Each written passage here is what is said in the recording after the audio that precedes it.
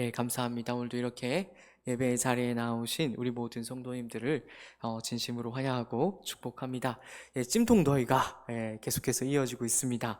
밤에 잘 때도 우리 애기들이 자기가 솔찬히 쉽지가 않은데 어떻게 다들 잘 주무시고 계신지 모르겠습니다.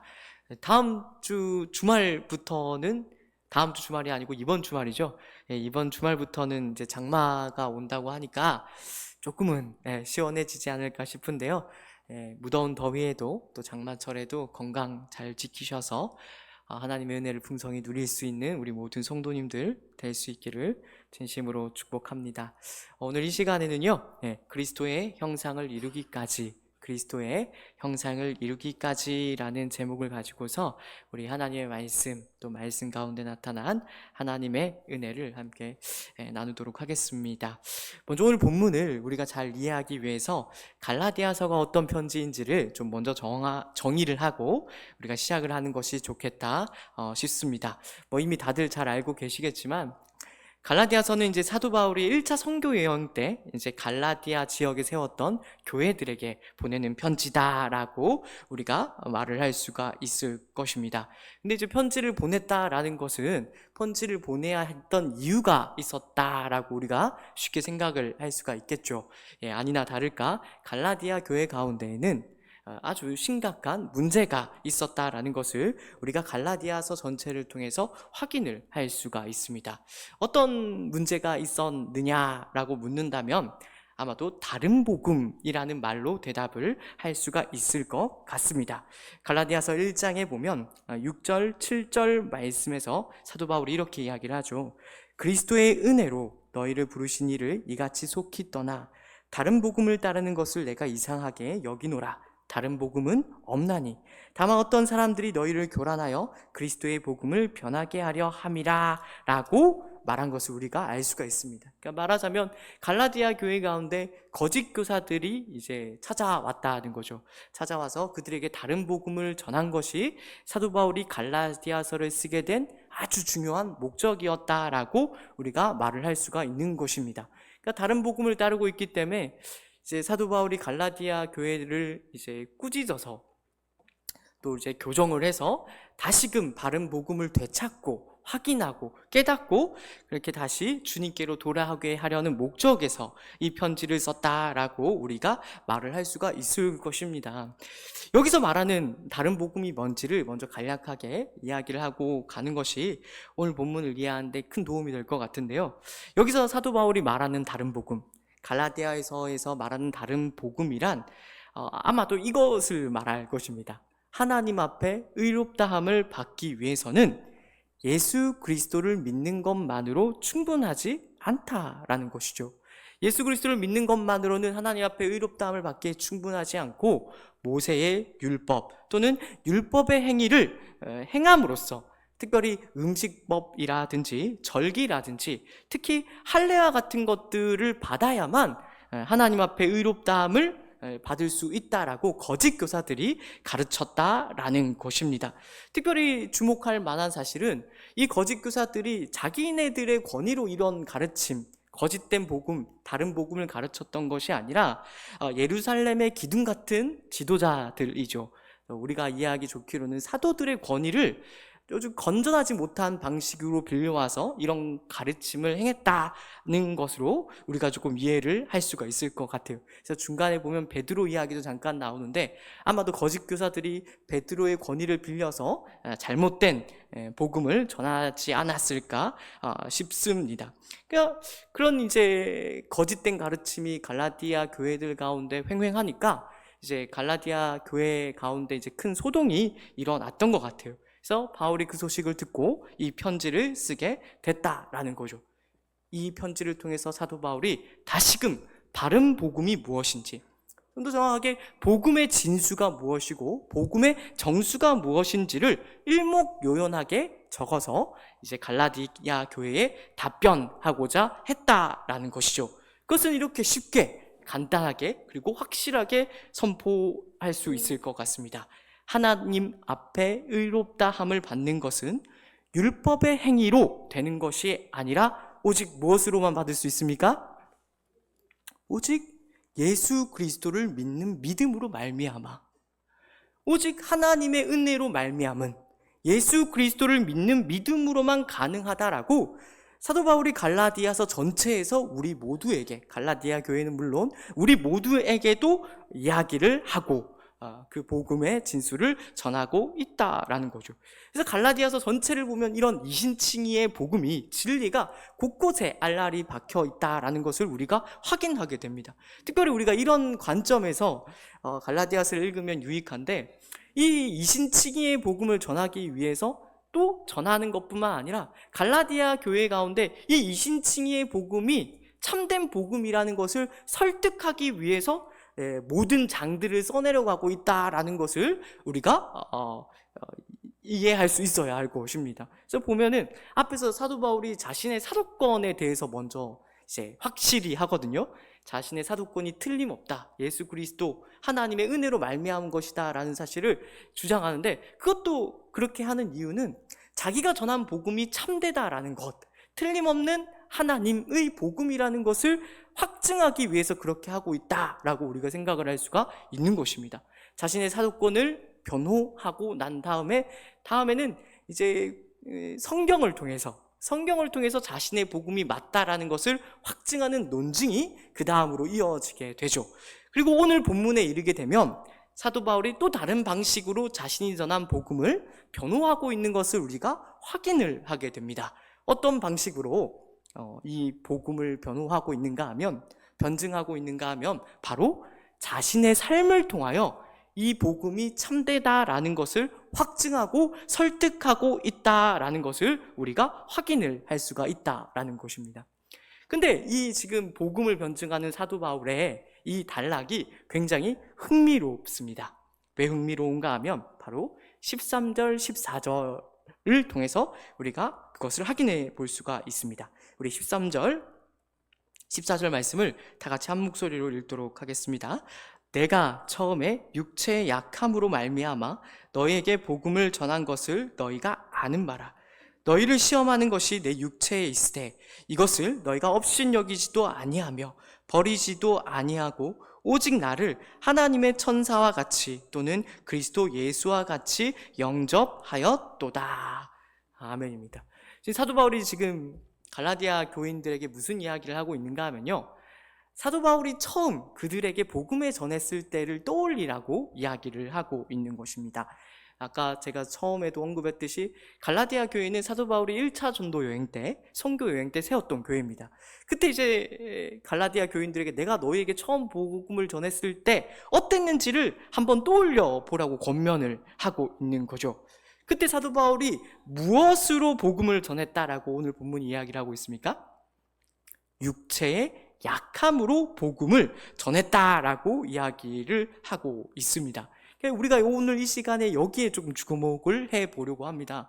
육체의 약함으로 복음을 전했다라고 사도 바울이 이야기를 하는데, 이 말은 우리가 뒤집어서 이야기를 하면 조금 더 이해하기 좋게 이야기를 아마 바울에게는 흠모할 만한 아름다운 것이 조금 더 없었다라고 우리가 이해를 할 수가 있겠죠. 흠모할 만한 아름다운 것이 전혀 없는 것으로 갈라디아 교인들에게 복음을 전했다라는 말로 우리가 이해할 수 있다라는 것입니다. 조금 더 쉽게 풀어서 이야기를 하자면, 사도 바울에게는 하나님의 복음을 전할 것과 같은, 또는 하나님의 신실한 종, 하나님의 능력 있는 종과 같은 그런 면모가 없었다는 것으로 우리가 읽을 수가 있다라는 것입니다. 그 정도를 사도 바울이 어느 정도로 이야기를 하고 있어요? 육체의 약함으로라는 말로만 설명하고 있는 것이 아니라 14절에 보면 이렇게까지 이야기하고 있는 것을 우리가 확인을 하게 됩니다. 너희를 시험하는 것이 내 육체에 있으되라고 말을 하고 있다라는 것입니다. 그러니까 이것은 우리가 생각하는 그런 어떤 육체적인 흠결 정도가 아니라 굉장히 심각한 것이어서 갈라디아 교인들이 보고서 시험에 들 정도로 큰 문제가 되었던 것이다 라고 우리가 생각을 할 수가 있다는 것입니다. 근데 이것을 통해서 사도 바울이 복음을 전했다라는 거예요. 여기서 우리가 이런 질문을 던질 수가 있을 것입니다. 이런 궁금증을 가질 수가 있는데, 도대체 어느 정도였길래 그 사도 바울이 가지고 있었던 육체의 약함이 갈라디아 교인들에게 시험이 될 만한 것이었을까라는 것이죠. 도대체 어느 정도로 문제가 되었길래 시험에 들 정도였을까라는 거죠. 당연히 이제 많은 신학자들이 이 문제를 파고들었습니다.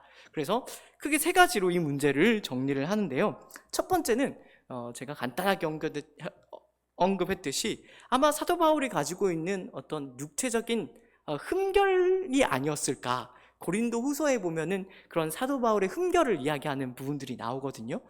예를 들어서 사도 바울이 말이 시원하지 못했던 것 같아요. 그래서 바울의 대적자들이 바울이 실제로 편지로는 괜찮은데 실제로 보면 말을 잘 못한다, 그리고 몸도 약하다, 이런 식으로 공격했던 내용이 고린도 후서에 등장합니다. 그래서 아마 그런 것이 아마 육체의 약함이지 않겠느냐라고 말하는 사람이 있고요.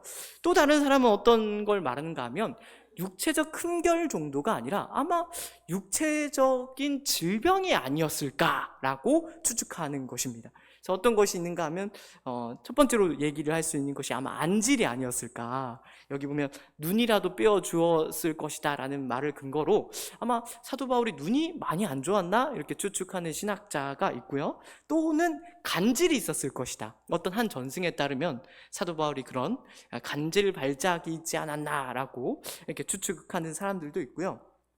또는 그 지중해 지역에 지금도 그렇지만 말라리아 모기가 굉장히 유명했대요. 그 당시에도. 그래서 아마 말라리아 같은 것이 아니었겠는가라고 추측하는, 그러니까 육체적 질병으로 보는 신학자들도 있습니다. 그리고 마지막으로 세 번째는 무엇인가 하면 이 육체의 약함이 굉장히 은유적으로 표현한 거로 아마 유대인들의 핍박과 박해를 은유적으로 비유적으로 일컫는 것이 아니겠는가라고 이제 말하는 신학자들도 있습니다. 우리 성도님들은 무엇일 것이라고 생각을 합니까? 제 생각에는 아마 이 세 가지 중에 어딘가에 있을 것 같다라는 생각이 듭니다. 아마 복합적으로 아마 그 문제가 있지 않았을까 싶은 생각이 드는데요. 근데 제가 설교 준비를 하다가 보니까 좀 더 설득력 있는 견해를 발견하게 되었습니다. 제가 발견한 건 아니고요. 설교 준비를 하다가 이제 누군가가 말한 거를 제가 소개를 해드리는데요. 오늘 이 갈라디아 교회에서 말하고 있는 이 육체의 약함이 사도행전 14장의 사건으로부터 비롯된 결과를 이야기하고 있는 게 아니겠느냐라고 보는 입장이 있더라고요. 사도행전 14장으로 한번 좀 넘어가 보도록 하겠습니다. 사도행전 14장입니다. 시간 관계상 다 읽을 수는 없고 제가 간략하게 핵심만 소개해 드리도록 하겠습니다. 사도행전 14장에는 어떤 내용이 기록이 되어 있는가 하면요, 사도 바울과 바나바가 1차 선교 여행을 한 장면이 기록이 되어 있습니다. 근데 특별히 갈라디아 지역에서 선교를 하는, 전도를 하는 사도 바울과 바나바의 모습이 담겨 있는데요. 제일 처음에 어디에서 복음을 전했는가 하면 이고니온이라는 지역, 그러니까 갈라디아의 지역입니다. 갈라디아의 한 지역인데 이고니온에서 이제 두 사도가 열심히 복음을 전했어요. 또 오래 전했고 또 많은 표적과 기사가 일어났다고도 본문이 기록을 하고 있습니다. 근데 14장 2절에 보면 순종하지 아니하는 유대인들이 바울과 바나바를 핍박했다고, 못 견딜 정도로 핍박했다라고 기록하고 있는 것을 우리가 보게 됩니다. 그래서 바울과 바나바가 이고니온에서 사역을 하다가 어느 지역으로 가게 되는가 하면 루가오니아의 두 성인 루스드라와 더베로 이동하는 것을 우리가 확인을 할 수가 있습니다. 그래서 8절부터 보게 되어지면 거기에서 이제 안진뱅이를 고치는 놀라운 일도 행하게 되고 거기에서 이제 복음을 계속해서 전하게 된다라는 것이죠. 그래서 이렇게 복음 사역이 잘 되었다로 끝나면 좋은데 이제 루스드라와 더베에서도 유대인들이 쫓아옵니다. 유대인들이 쫓아오는데 안디옥과 이고니온에서 바울과 바나바를 핍박했던 그 유대인들이 루스드라와 더베까지 쫓아와서 이제 핍박하고 박해하는 일들이 이제 그 뒤에 기록이 되어 있는 것이죠. 그런데 우리가 주목할 만한 내용이 무엇인가 하면 이들의 핍박과 박해가 어느 정도였는가 하면 사도행전 14장 19절만큼으로 바울과 바나바를 핍박했다라고 기록이 되어 있다라는 것입니다. 우리 19절을 한번 읽어보겠습니다. 19절 말씀 다 같이 한 목소리로 읽습니다. 유대인들이 안디옥과 이고니온에서 와서 무리를 충동하니 그들이 돌로 바울을 쳐서 죽은 줄로 알고 시외로 끌어내치니라. 네. 어느 정도로 바울을 핍박했다라고 되어 있습니까? 어느 정도로 바울과 바나바를 박해했다라고 본문이 기록을 하고 있어요? 돌로 쳐서 거의 반죽음의 상태. 아마 죽은 줄 알고 버렸지 않았을까 싶어요. 근데 죽지 않았던 거겠죠. 그러니까 그 정도로 매우 심각하게 바울과 바나바를 핍박하고 박해했다라는 것을 우리가 본문에서 확인을 할 수 있게 되는 거죠. 이고니온만 아니라 루스드라와 더베도 남부 갈라디아 지역입니다. 그러니까 지금 갈라디아 지역에서 있었던 일을 묘사를 하고 있는 거죠. 근데 여기에서 사도 바울이 무엇을 했겠습니까? 바로 복음을 전했고 그 복음을 전함으로 말미암아 갈라디아 교회가 세워졌다라고 우리가 추측을 할 수가 있게 된다는 것입니다. 근데 우리가 오늘 본문과 연결해서 이 내용을 좀 곱씹어 봐야 됩니다. 그래서 한 신학자가 이 이야기를 하더라고요. 아마 이때 거의 반죽음이 된 상태로 바울이 복음을 전한 것, 그것을 육체의 약함이라고 표현하지 않았겠느냐라고 말을 한다는 거예요. 그렇다면 우리가 이 육체의 약함이라는 문구를 잘 생각을 해야 됩니다. 한번 생각을 해봤으면 좋겠습니다. 제가 거의 이제 돌에 맞아가지고 멍도 다 들고 말도 제대로 못하고 거의 이제 누워서 송장처럼 복음을 전하고 있다라고 한번 생각을 해보면 좋겠습니다. 우리 성도님들 은혜가 되겠습니까? 그 모습이 결코 좋지는 않았겠죠. 아마 엉망진창도 그런 엉망진창인 모습이 없었을 것입니다. 근데 그때에도 바울은 복음을 전해야 한다는 사명으로 그 자신의 그 말도 안 되는 송장과도 같은 모습을 보고 지켜보고 있는 그 갈라디아 사람들에게 복음을 전했다라는 거죠. 이것을 우리가 낭만적으로 생각할 게 아니라 멋있게 생각할 것이 아니라 실제 그 자리에 있었다라고 한번 생각을 해보면 좋겠어요. 얼마나 참 볼품이 없고 하찮고 초라하게 보였을까요? 이 사람이 정말 하나님의 사람이라고 우리가 생각을 했을까요? 혹시 하나님의 참된 종이 아니기 때문에 저렇게까지 핍박과 박해를 받는 것은 아닐까라는 의구심이 우리 가운데 들지 않았겠습니까? 우리가 의뢰 생각하기로는 하나님의 참된 종이라고 하면 있어야만 된다라고 생각하는 그런 모습이 조금도 없는 바울을 보면서 그 바울을 하나님의 사람으로 쉽게 받아들일 수가 있었을까요? 그러나 우리가 주목해야 되는 것은 그런 때에도 바울은 담대하게 복음을 선포했고 그 복음의 선포로 말미암아 갈라디아 사람들이 어떻게 했다고요? 그 복음을 받아들였다고 사도 바울이 오늘 본문에서 말을 하고 있는 것입니다. 그리고 뿐만 아니라 복음을 받아들인 것에서 끝나는 것이 아니라 갈라디아 교회가 태어나게 되었다고, 태동하게 되기까지 했다라고 오늘 본문이 이야기를 하고 있는 것이죠. 자, 다시 오늘 본문으로 돌아와서 이것을 잘 연결해서 생각을 해보았으면 좋겠습니다. 갈라디아서는 처음부터 끝까지 하나님 앞에 의롭게 되는 것은 하나님의 은혜로만, 또 예수 그리스도를 믿음으로만 가능하다라는 것을 사도 바울이 시종일관 이야기를 하고 있습니다.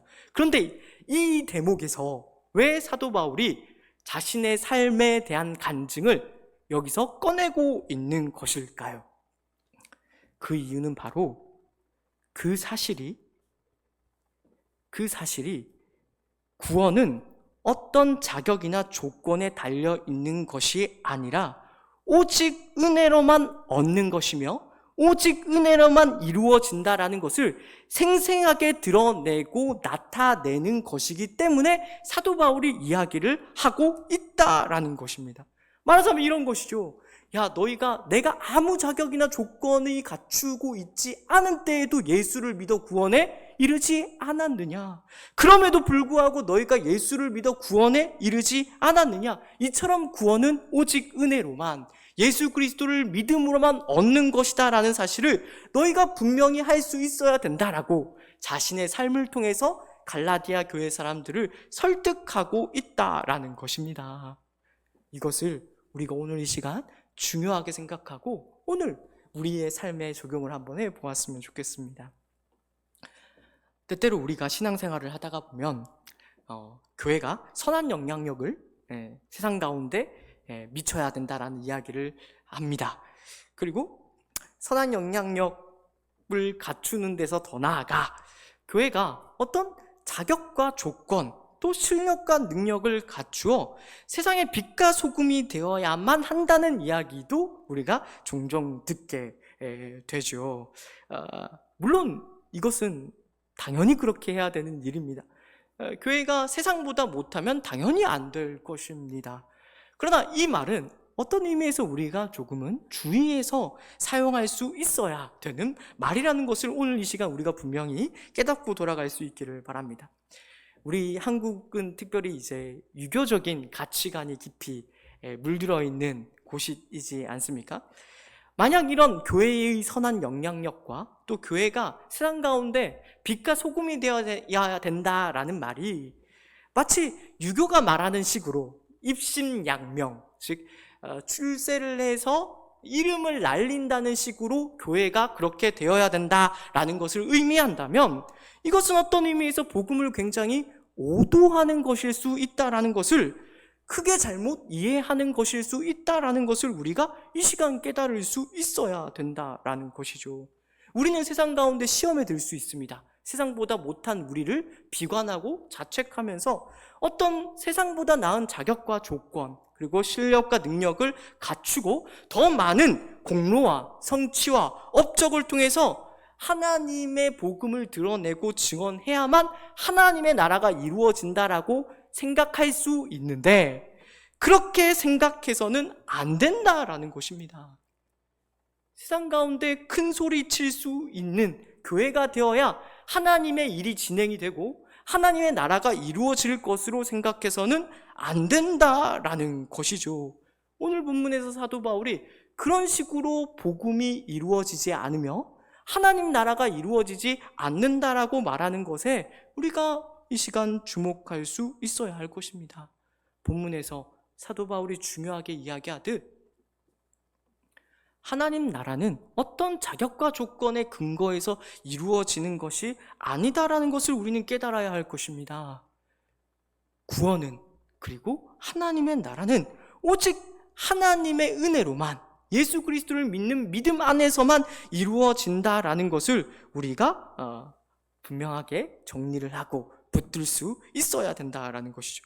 그런데 때때로 우리가 세상을 살아가다 보면 세상에 시험이 들어서 이런 사실을 때때로 망각하거나 오해할 때가 많이 있습니다. 그래서 어떤 현상이 나타나게 되는가 하면 자꾸 자기 스스로를 자책하게 되는 것이죠. 예수 믿는 사람답지 못한 나 자신을 자책하고 후회하게 된다는 것입니다. 여기서 멈추면 좋은데 여기서 그치는 것이 아니라 때때로 어떤 방향으로 나아갈 때가 있는가 하면 교회 안에 있는 다른 사람들에게 몰아세우는 지경까지 나아갈 때에도 많이 있다라는 것입니다. 예수 믿는 사람이 그래서야 되겠어? 더 나은 자격과 조건, 실력과 능력, 그럴듯한 그런 모습을 우리가 갖추어야 되지 않겠어? 라는 말로써 스스로를 치장하고 교회를 치장하려고 한다는 것이죠. 몰아세울 뿐만 아니라 강요하는 자리에까지 이제 나아가게 된다는 것입니다. 이 말이 전혀 틀렸다라는 말이 아니라는 것에 주의할 수 있기를 바랍니다. 흔한 말로는 우리가 이것을 잘못 쓸 수 있는 거죠. 교회가 이래서야 되겠어 라는 식으로 말입니다. 그러나 오늘 이 시간에 이 내용을 좀 분명하게 정리할 수 있게 되기를 진심으로 축복합니다. 다시 한 번 더 말씀드리지만 이런 말이 필요 없다거나 이렇게 해서는 안 된다라는 것을 말씀드리는 것이 결코 아닙니다. 사도 바울도 그 사실을 17절, 18절 말씀에서 이렇게 이야기하고 있는 것을 우리가 확인을 할 수가 있습니다. 우리 17절, 18절 말씀을 같이 한 목소리로 읽어보도록 하겠습니다. 그들이 너희에게 대하여 열심을 내는 것은 좋은 뜻이 아니요 오직 너희를 이간시켜 너희로 그들에게 대하여 열심을 내게 하려 함이라. 좋은 일에 대하여 열심으로 사모함을 받음은 내가 너희를 대하였을 때뿐 아니라 언제든지 좋으니라. 열심을 내는 것이 잘못이라고 말하고 있습니까? 좋은 일이라고 말하고 있습니까? 좋은 일입니다. 근데 좋은 뜻으로 열심을 낼 수 있어야 된다라고 사도 바울이 중요하게 이야기를 하고 있다라는 것입니다. 그러니까 우리는 정말로 우리 교회가 세상에서 인정받고 빛과 소금이 되기를 위해서 기도할 수 있어야 되고 열과 성을 다할 수 있어야 될 것입니다. 단 우리는 그 모든 것을 좋은 뜻으로 행할 수 있어야 된다라는 것이죠. 그렇다면 여기서 우리가 풀어야 할 질문은 이것입니다. 좋은 뜻으로 열심을 낸다라는 것은 도대체 무슨 뜻일까요? 아닌 것부터 제가 말씀을 드리겠습니다. 우리가 교회 안에서 이래야만 된다라고 말하는 것을 멈출 수 있어야 된다라는 것입니다. 참으로 자유하게 하는 복음 안에는 우리가 반드시 이래야만 하는 것은 없다라는 것을 우리가 유념해야 됩니다. 아무 자격도 없고 조건도 없는 우리를 오직 은혜로 구원하신 하나님이시라면 아무 자격도 없고 조건이 없는 데서도 하나님이 풍성하게 일하실 수 있다라는 것을, 그 모든 것을 합력해서 선을 이루어내실 수 있다라는 그런 믿음을 우리 모두가 가지고 있을 수 있어야 된다라는 것이죠. 이것을 우리는 꼭 기억할 수 있어야 됩니다. 우리가 어느 자리에서 구원받았는가를 기억할 수 있어야 됩니다. 놓치시면은 절대 안 됩니다. 하나님은 무로부터 유를 창조하시는 분입니다. 그렇게 우리가 구원받았다라는 것을 안다면 우리가 쉽사리 교회 안에서 이래야만 해라는 말을 할 수 없다라는 것을 기억할 수 있어야 된다라는 것이죠. 그리고 더 나아가서 긍정적인 의미에서 좋은 뜻이란 바로 우리가 어떤 상황과 환경 속에서도 우리 가운데 그리스도의 형상을 이루어내는데 집중하고 전심전력하고 열심을 낼 수 있어야 된다는 것입니다. 이것이 바로 사도 바울이 우리에게 말하는 아주 중요한 좋은 뜻으로 열심을 내라는 말의 의미라는 것을 꼭 기억할 수 있기를 바랍니다. 우리가 전심전력해야 되는 것, 우리가 집중해야 하는 것, 우리가 열심을 내야 하는 것은 어떤 자격과 조건을 갖추고 어떤 성취나 업적, 공로를 쌓는 데 있는 것이 아니라, 세상에서 인정받기 위해 고군분투하는 데 있는 것이 아니라, 아무도 알아주지 않더라도 우리 가운데 그리스도의 형상이 이루어지도록 애쓰는 데 있다라는 것을 우리가 기억할 수 있어야 된다라는 것입니다. 바로 갈라디아 교인들이 넘어진 부분이 바로 여기죠.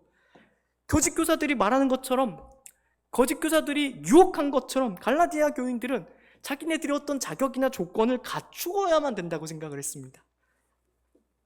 어떤 성취와 업적이 있어야만 하나님께서 인정해 주시고 의롭다함을 받을 수 있을 것이라 생각을 했다라는 것이죠. 그럴듯하고 멋있고 흠모할 만한 아름다운 것이 있어야 세상도 예수 그리스도의 복음을 값지게 바라보지 않겠느냐라는 그런 유혹에 빠졌다라는 것입니다. 그래서 뭘에 실패를 했습니까? 진정으로 주목해야 되고 집중해야 되고 전심전력해야 되고 열심을 내야 하는 부분에 소홀하게 되었다라는 것이죠. 정확하게 바울이 그게 아니다라고 말을 하고 있는 것입니다. 결코 그렇게 해서는 안 된다라고 말을 하는 것입니다. 너희가 다시 한번 복음의 본질인 그 기초로 돌아갈 수 있어야 된다는 것이죠. 예수 그리스도를 믿는 믿음만으로 충분하다.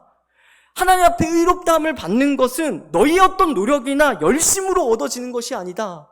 너희가 어떤 성취나 업적을 많이 쌓는다고 해서 하나님 앞에 의롭다함을 얻는 것도 아니요, 하나님 나라가 이루어지는 것이 아니다라는 것을 너희는 기억할 필요가 있다. 하나님은 이미 너희 모두를 예수 그리스도 안에서 있는 모습 그대로 사랑하신다라는 것을 너희는 기억할 필요가 있다.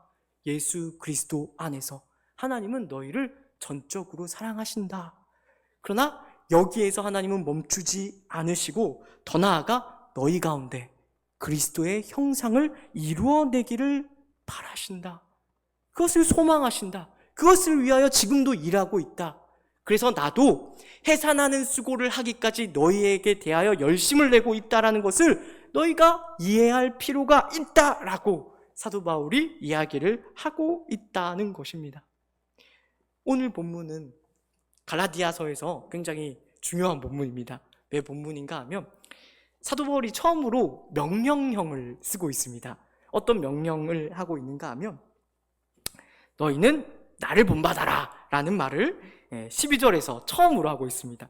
그 앞에서는 이제 복음의 진리에 대해서 쭉 설명을 하다가 오늘 본문에 이르러서 사도 바울이 갈라디아 교인들에게 구체적으로 권면을 하는 것이죠. 너희는 나를 본받아야 된다. 어떤 나를 본받으라고 사도 바울이 이야기를 하고 있는 것일까요? 그것은 바로 갈라디아서 2장 20절, 우리가 암송도 하고 있는 유명한 말씀이죠. 우리 같이 우리 신앙 고백으로서 크게 한번 선포해 보도록 하겠습니다. 내가 그리스도와 함께 십자가에 못 박혔나니 그런즉 이제는 내가 사는 것이 아니요 오직 내 안에 그리스도께서 사시는 것이라. 이제 내가 육체 가운데 사는 것은 나를 사랑하사 나를 위하여 자기 자신을 버리신 하나님의 아들을 믿는 믿음 안에서 사는 것이라. 이 나를 본받으라고 사도 바울이 오늘 본문에서 이야기를 하고 있다라는 것입니다. 내가 죽는 것입니다. 내가 죽고 누가 사는 것입니까? 내가 사는 것이 아니라 예수 그리스도께서 사시는 모습을 나타내고 드러내는 것이랍니다. 이 모습을 본받으라고 사도 바울이 우리에게 이야기하고 있는 것, 우리가 중요하게 생각할 수 있어야 될 것입니다. 여기에 주목해야 됩니다. 여기에 집중해야 됩니다.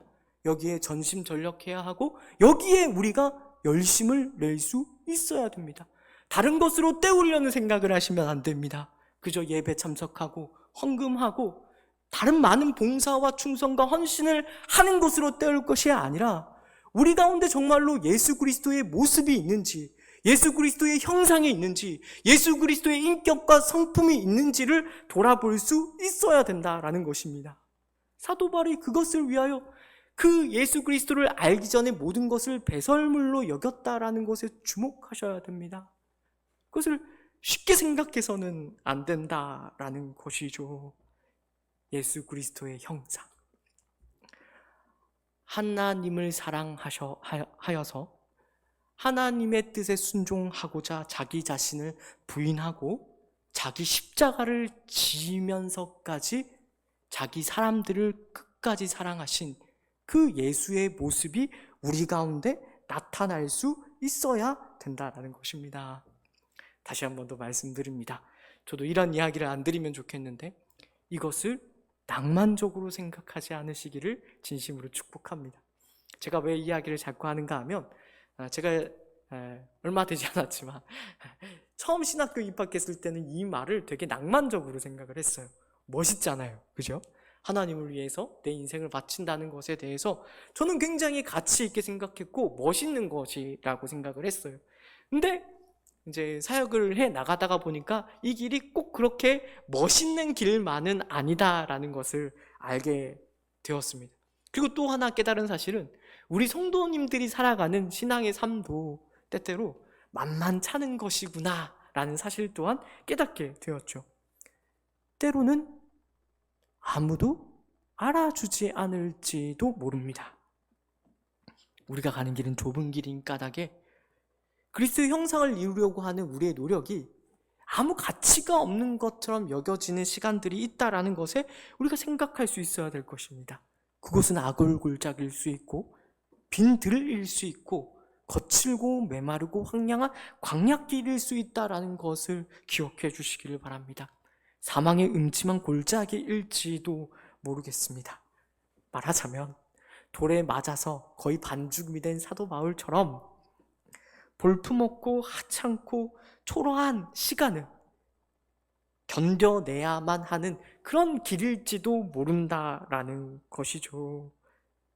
그러나 우리가 가야만 하는 길이라는 것을 꼭 기억해 줄 수 있기를 바랍니다. 우리가 그렇게 구원을 받지 않았습니까? 예수 그리스도께서 이 땅에 오셨습니다. 그때 우리는 아무것도 아니었죠. 아무 자격이나 조건이 없었고 우리는 마치 상한 갈대와 같았고 꺼져가는 심지와 같았을 뿐입니다. 그러나 그 상한 갈대를 꺾지 않으시고 꺼져가는 심지를 우리 주님께서는 끄지 않으셨죠. 우리를 위하여 자기 자신을 부인하고 자기 십자가를 지시면서까지 우리를 사랑하셔서 우리가 구원받았다라는 것을 우리는 기억할 수 있어야 될 것입니다. 우리 주님이 걸어가셨던 길이 쉬운 길이라고 생각하시면 안 됩니다. 예수님은 처음부터 끝까지 무시받는, 멸시와 천대를 받는 삶을 사셨죠. 나사렛에서 무슨 선한 것이 나겠느냐라는 이야기를 듣기도 했고, 이사야서에 보면 우리 주님의 모습을 이렇게 표현도 했습니다. 고운 모양도 없고 풍채도 없은즉 흠모할 만한 아름다운 것이 없도다라고 이야기를 했습니다. 그러나 그 주님의 사랑으로 말미암아 우리가 이 자리에 있다라는 것을 안다면 우리 또한 마땅히 그 길로 나아갈 수 있어야 될 것입니다. 주님 앞에 인정받기 위하여, 하나님 앞에 의롭다함을 받기 위하여 우리가 어떤 선한 행위들을 하는 것이 아니라 이미 믿음으로 의롭게 된 자들로서 그 사랑을 받아 누리고 있는 자들로서 우리가 우리 주변의 이웃들을 사랑할 수 있어야 된다라는 것이죠. 그래서 사도 바울이 뒤에 갈라디아서 5장 6절에서 이걸 어떻게 멋있게 표현하는가 하면요, 이렇게 이야기를 합니다. 사랑으로서 역사하는 믿음. 우리의 믿음이 사랑으로 나타나야 할 것입니다. 그것이 바로 그리스도의 형상을 이루는 것이라는 사실을 분명히 깨달으셔서 우리 주변의 이웃들을 돌아보실 수 있기를 바랍니다. 아무도 알아주지 않더라도 조용히 묵묵히 우리 주님과 같이 사랑함으로써, 사랑을 베풀므로써 그리스도 형상을 이루시는 우리 모든 믿음의 성도님들 되시기를 진심으로 축복합니다. 기도하겠습니다. 사랑과 은혜가 많으신 하나님 아버지 은혜를 감사합니다. 오늘 말씀을 통하여서 우리가 우리 신앙생활에 있어서 집중해야 되고 전심전력해야 되고 또 열심을 내야 하는 것이 무엇인지를 분명히 깨닫게 하시니 참으로 감사합니다. 그렇습니다. 우리가 신앙생활을 열심히 해야 되는 것은 결코 주님 앞에 인정받기 위함이 아니요, 의롭다함을 받기 위함이 아니라 이미 그 놀라운 사랑을 받은 자로서, 이미 의롭다함을 받은 자로서 우리가 받은 사랑을 흘려보내기 위함이라는 것을 깨닫습니다. 우리가 정신을 똑바로 차려서 다른 복음의 유혹이 되는 것이 아니라, 세상 가운데 시험에 드는 것이 아니라 우리 주님께서 걸어가신 그 십자가의 길, 그 좁은 길을 우리 또한 걸어갈 수 있도록 결단하는 오늘 이 시간이 될 수 있게 하여 주시옵소서. 그 길이 사망의 음침한 골짜기라도, 정말 아무도 가려하지 않는 좁은 길이라 할지라도 그 길 끝에 푸른 초장과 실만한 물가가 있으며 우리를 너무나도 사랑하시는 아버지 하나님이 계신다는 사실을 우리가 분명히 깨닫고 고백하오니 믿음으로 이 세상을 살아가게 하여 주옵소서. 사랑으로서 역사하는 믿음을 이 세상 가운데 펼쳐내 보이게 하여 주옵소서. 우리 주 예수 그리스도의 이름으로 기도드립니다. 지금은 우리 주 예수 그리스도의 은혜와 하나님 아버지의 놀라우신 사랑하심과 성령 하나님의 위로 인도 교통 충만하심의 역사가 이제 하나님으로부터 이미 의롭다함을 받은 자들로서 사랑으로서 역사하는 믿음을 세상 가운데 펼쳐내 보이기로 결단하는 모든 믿음의 백성들 위해 이제로부터 영원까지 함께 있을지어다. 아멘.